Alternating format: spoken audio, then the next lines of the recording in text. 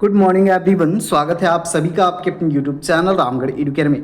बहुत ही जल्द Jharkhand BEd MEd BPEd entrance 2026 के लिए काउंसलिंग की प्रक्रिया शुरू होने वाली है। इससे पहले रिजर्वेशन का जो पॉलिसी है इसको समझना अत्यंत महत्वपूर्ण है, क्योंकि इसी के बेसिस पे सीटों का बंटवारा होता है कॉलेज वाइज। तो इसको आप लोग अच्छे से समझ लीजिए किस तरह से सीटें बढ़ती हैं बीएड कॉलेजों में नामांकन के दौरान, या एमएड बीपीएड जो भी कोर्स है आपका। कैटेगरी और सीएमएल को तो अभी तक आपने समझ ही लिया होगा। गवर्नमेंट कॉलेज, प्राइवेट और सेमी गवर्नमेंट का फर्स्ट राउंड काउंसलिंग में कितना कटअप जाएगा इस पर भी बात करने वाले हैं। ठीक है, तो इसके लिए भी आप बने रहिएगा। प्राइवेट के लिए कटअप बताएंगे फर्स्ट राउंड में। अब देखिए, जिनका बहुत ज़्यादा रैंक है फर्स्ट सेकंड राउंड को स्कीप कीजिएगा, आपको भी कॉलेज मिलेगा, ऐसा नहीं है कि बिल्कुल नहीं मिलेगा। कैटेगरी वालों को तो बेनिफिट मिलेगा, जिनका लास्ट में भी सीएमएल है 35-36 हज़ार, उनको भी कॉलेज मिलेगा। तो थोड़ा सा यहाँ पर जो जनरल हैं और BC1 BC2 कैटेगरी को अगर बहुत ज़्यादा है सीएमएल तो उनको प्रॉब्लम हो सकता है, लेकिन उनको भी ओपन राउंड तक वेट करना होगा। क्योंकि क्या होता है कि आधे कैंडिडेट जो हैं बीएड का तो फॉर्म भर देते हैं सभी कोई, लेकिन बाद में मन बदल जाता है कि अब नहीं करेंगे बीएड, दूसरा कोर्स करेंगे। किन्हीं का जॉब लग गया, किन्हीं को आर्थिक स्थिति सही नहीं है तो बीएड नहीं करेंगे। तो बहुत सारे अनेकों रीज़न होते हैं, तो जिससे आधे कैंडिडेट जो है स्कीप कर जाते हैं। तो आप लोगों को टेंशन नहीं लेना है, अगर ठान लिए हैं तो लास्ट तक आप लोग अपडेट के लिए बने रहिएगा। ठीक है, तो पहले सीटों का बंटवारा देख लीजिए, डिस्ट्रीब्यूशन ऑफ सीट्स। तो मैक्सिमम कॉलेजों में जो होता है सीटों की संख्या 100 होता है। किसी किसी कॉलेज में 50 भी है और किसी में 150 भी है और किसी में 200 भी है। ठीक है, तो टोटल जो बीएड के आपके सीट हैं 13,600 हैं, तो 13,500 मान के हम लोग चलते हैं कि इतने आपके टोटल सीट्स हैं, तो इतना ही नामांकन होना है। ठीक है, तो इतना ये नहीं समझ लेना है कि इसी के अंदर अगर सीएमएल रैंक है तब भी एडमिशन होगा, ऐसा बिल्कुल भी नहीं है। बीच वाले, इनके ऊपर वाले बहुत लोग जो हैं स्कीप कर जाएंगे। ठीक है, तो यहाँ पर देखिए 100 सीट अगर होते हैं किसी कॉलेज में तो 40% सीट जो होते हैं ये ओपन के लिए होते हैं। जो यूआर हैं या फिर अदर स्टेट के हैं इनको 40% सीट में ही एडमिशन मिलेगा। ठीक है, और इस 40% के कटअप इतना अगर कोई अदर रिजर्व कैटेगरी लाता है तो उनका भी एडमिशन यूआर में और यूआर या ओपन सीट में पॉसिबल है बिल्कुल। ठीक है, तो यहाँ पर ईडब्ल्यूएस के लिए 10 सीट हर कॉलेज में रहेगा, एससी कैटेगरी के लिए 10 सीट हर कॉलेज में, एसटी कैटेगरी के लिए 26 सीट रहेगा हर कॉलेज में, BC1 के लिए 8 सीट रहेगा और BC2 के लिए 6 सीट रहेगा हर कॉलेज में। तो अगर हम गवर्नमेंट कॉलेज की बात करें, बारीकी से समझिए आप लोग, गवर्नमेंट कॉलेज की बात करें, 4 आपके गवर्नमेंट कॉलेज हैं। 4 आपके गवर्नमेंट कॉलेज हैं। पहला तो है आपका गवर्नमेंट टीचर ट्रेनिंग कॉलेज आपका रांची में है। उसके बाद में government women's teacher training college आपका रांची में है, 2 हो गए हैं, एक बॉयज़ और एक गर्ल्स के लिए। एक गवर्नमेंट टीचर ट्रेनिंग आपका देवघर में है और एक आपका हज़ारीबाग में है।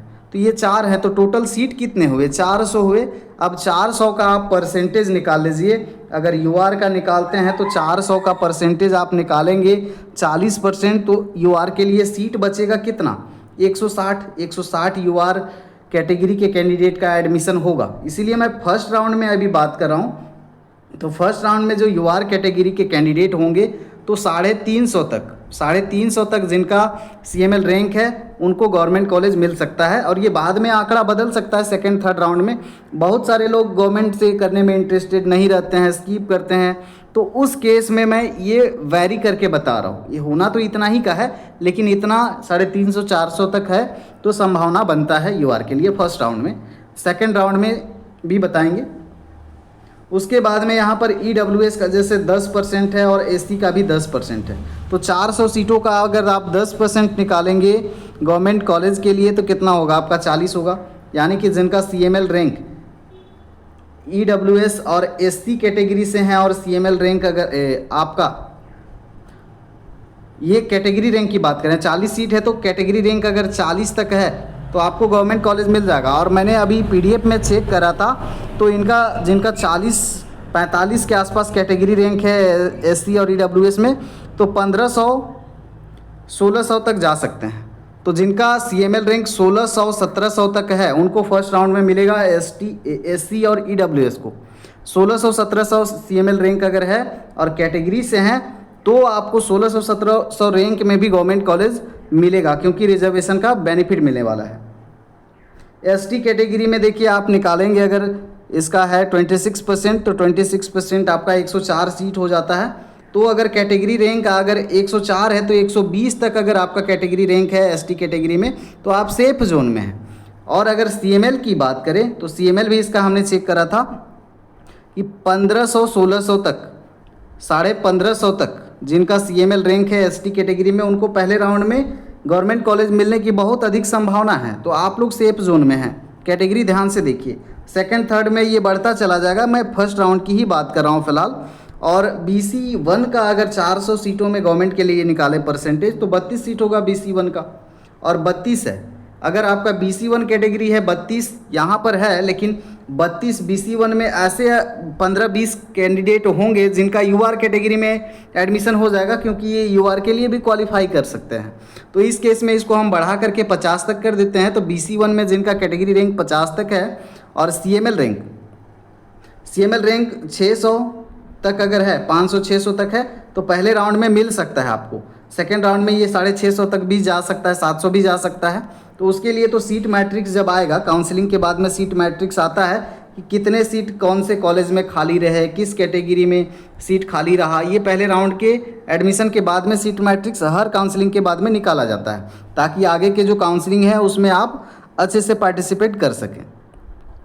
उसी तरह से यहाँ पर आपका BC2 का यहाँ पर 6% मिलता है, देखिए है ना। तो 6% मिलता है तो गवर्नमेंट कॉलेज में इसका सीट कितना हो जाएगा, 24 कैंडिडेट होंगे जिनका होगा सिलेक्शन।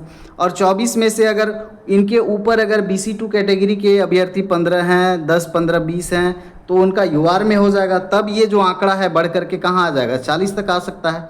तो BC2 में 40 तक कैटेगरी रैंक है और आपका 550, 450 से 550 के बीच में अगर आपका है CML रैंक तो आपको मिल सकता है। 400 से नीचे है तो ज़्यादा सेफ है। हम 50-100 सीटें जो हैं बढ़ा करके ही बता रहे हैं, लेकिन ये संभावना है। लेकिन अगर इससे अगर आप जाते हैं जैसे 450 से नीचे जाते हैं तो ज़्यादा सेफ जोन में पहुंचिएगा, ठीक है। अब बात कर लेते हैं सेमी गवर्नमेंट कॉलेज। तो सेमी गवर्नमेंट कॉलेजों का लिस्ट, एक प्लेलिस्ट बना हुआ है, list of BEd college in Jharkhand. Playlist को देखिएगा, वहाँ पर सारे कॉलेजों के बारे में बताया गया है बहुत बढ़िया से। तो यहाँ पर आपके 22 के आसपास हैं सेमी गवर्नमेंट कॉलेज। तो टोटल नंबर ऑफ सीट्स हो जाएंगे 2200। अब 2200 का आप लोग 40% कर लें, UR वाले, EWS वाले, SC वाले अपना परसेंटेज निकाल लें कि आपके कितना यहाँ पर एडमिशन होने वाला है। तो यहाँ पर UR कैटेगरी के अगर परसेंटेज हम निकालेंगे तो निकाल लीजिए 2200 का, ठीक है। तो उस हिसाब से अगर यहाँ पर UR कैटेगरी के कैंडिडेट हैं, इनका अगर 1200-1300 CML रैंक है तो पहले राउंड में इनको सेमी गवर्नमेंट मिल सकता है। 1500 तक भी अप्लाई कर सकते हैं, क्योंकि बीच के कैंडिडेट जो हैं किसी कारण से हट जाते हैं या नामांकन नहीं लेते हैं या फिर काउंसलिंग में हिस्सा ही नहीं लेते हैं। उसी तरह से अगर आपका BC1 कैटेगरी है तो यहाँ पर 1500-1600 तक पहले राउंड में, 1700 तक भी आप अप्लाई कर सकते हैं। CML जिनका रैंक है सेमी गवर्नमेंट के लिए यहाँ पर अप्लाई कर सकते हैं। BC2 वही रेंज है आपका 1600 से 1700 तक अगर CML रैंक है और कैटेगरी रैंक भी है तो आपको सेमी गवर्नमेंट मिलने की मोस्ट प्रोबेबल चांसेस हैं। यहाँ पर ST SC का तो बात कर दें, जिनका 4,500 से 4,500 तक अगर CML रैंक है ST कैटेगरी तो पहले राउंड में सेमी गवर्नमेंट मिल जाएगा, और इससे नीचे है तो आपको मैक्सिमम चांस है कि आपको मिल जाएगा। SC का बात कर दें, यहाँ पर SC कैटेगरी से हैं अगर आप 5,000 तक है, अगर 5,500 तक भी है अगर, तो आपको EWS का भी, ठीक है, CML रैंक तो आपको मिल जाएगा पहले राउंड में, और इससे कम है तो मैक्सिमम चांसेस है कि आपको मिल ही जाए। उसके बाद में तो ये तो सारे कैटेगरी हो गए हैं सेमी गवर्नमेंट के और गवर्नमेंट के। BC1 BC2 मेंशन कर दिया, UR जनरल और ईडब्ल्यूएस। तो एससी और ईडब्ल्यूएस का रिजर्वेशन सेम टाइप का है, तो इनका जो कटअप है ऑलमोस्ट सेम जाएगा। एससी कैटेगरी के कैंडिडेट थोड़े कम होते हैं, तो इनका चांस और भी अधिक होता है। ईडब्ल्यूएस में थोड़े अधिक बन रहे हैं अभी ईडब्ल्यूएस। तो इन सब का बेनिफिट भी आपको लेना है। पीएच कैंडिडेट के लिए भी अलग से सीट रिजर्व रहता है कुछ सीटें, तो इनको भी बेनिफिट मिलेगा रिजर्वेशन में। बात कर लेते हैं प्राइवेट कॉलेज में। टोटल सीट हैं आपके 13,600 सीटें, ठीक है। तो पहले राउंड में जो पार्टिसिपेट करेंगे यूआर कैटेगरी के, तो इनका जो टोटल सीट मिलता है, अगर इनका परसेंटेज निकालेंगे तो 5,200-300 समथिंग इसके आसपास में यूआर के लिए सीट होगा। तो जिनका सीएमएल रैंक, इनको कैटेगरी रैंक तो मिलेगा नहीं जो अदर स्टेट से किए हुए हैं या फिर यूआर कैटेगरी हैं, तो इनका अगर सीएमएल रैंक 7,500 से 8,000 जिनका है यूआर कैटेगरी में, ये पहले राउंड में पार्टिसिपेट करेंगे तो इनको प्राइवेट कॉलेज मिलने की संभावना है, मैक्सिमम संभावना है। हालांकि 10,000 तक भी कर सकते हैं, चांसेस हैं, लेकिन इस रेंज में मैक्सिमम चांस है कि आपको कॉलेज मिल जाए। और ये आंकड़ा चेंज होता जाएगा क्योंकि बहुत सारे कॉलेज लोगों को पसंद नहीं आएगा, एडमिशन नहीं लेंगे, तो ये आंकड़ा बदलता चला जाएगा और ये आगे बढ़ते बढ़ते 14, 15, 20, 25, 30 तक भी सीएमएल वालों का हो जाएगा, ठीक है। तब तक आपको पेशेंस बहुत ज़रूरी है काउंसलिंग के दौरान, ठीक है। अकबकाइएगा नहीं कि हमें पहले ही में मिल जाए, दूसरे में ही मिल जाए, यही कॉलेज मिल जाए, ऐसा सोचिएगा तो ऐसा नहीं होगा। आपके सिचुएशन के हिसाब से यहाँ पर नहीं होगा, ठीक है। तो यहाँ पर बात कर लेते हैं फर्स्ट राउंड में जो आपके BC1 कैटेगरी के होंगे। BC1 का परसेंटेज निकाला जाए अगर, तो इनका भी कुछ निकलेगा 1,000-1,100 के आसपास मिलेगा इनको। तो इनका अगर कैटेगरी रैंक अगर 1300-1400 तक है, 1300-1400 तक है कैटेगरी रैंक, तो पहले राउंड में मिल जाएगा। और CML रैंक की बात करें तो इनका अगर 1300 तक अगर है CML रैंक, तो पहले राउंड में मिलने की संभावना। उसी तरह सेम रेंज होगा BC2 का भी। BC2 का भी अगर आपका 12,500 तक है अगर CML रैंक, तो पहले राउंड में अप्लाई करेंगे, ठीक है। इससे पहले अगर है तो ज़्यादा चांस है। SC कैटेगरी का बात करें, पहले राउंड में अगर आपका CML रैंक, कैटेगरी रैंक छोड़ ही देते हैं अभी, CML रैंक कैटेगरी मेंशन कर दिए, तो CML रैंक अगर SC कैटेगरी से हैं और अगर आपका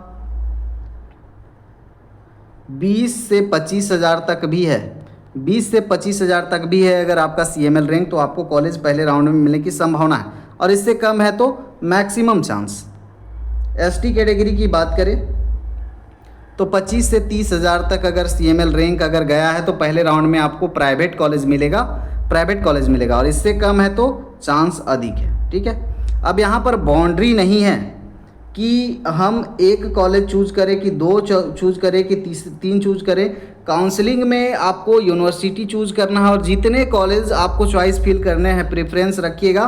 तो इसके लिए आप पहले से डिसाइड कीजिए कि अपना लोकालिटी देखिए कि अपने लोकालिटी के आसपास आने जाने की सुविधा कहाँ पर है और हमारे नियर बाई में कितने कॉलेज हैं, उनका आप एक लिस्ट बना लें।